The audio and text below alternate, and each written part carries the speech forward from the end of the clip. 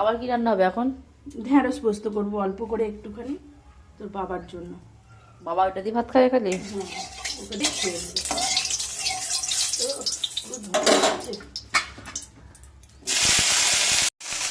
একটুখানি নুন দিয়ে দেবো, লাল লাল করে ভেজে নেবো। এদিকে ভাজা হোক আর এদিকে পোস্ত আর কাঁচা লঙ্কাটা বেটে নেবো।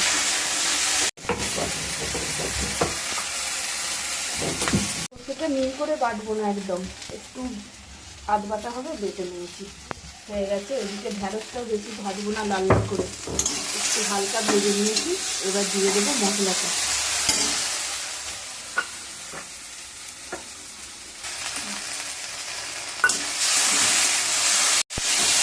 জল দিয়ে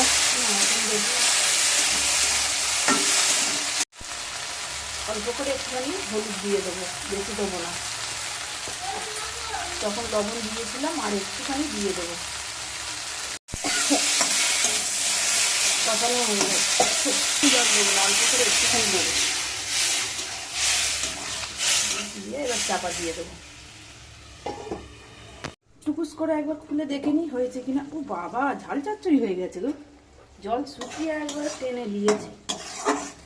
আমার রেডি, টেনে নাবিয়ে নি।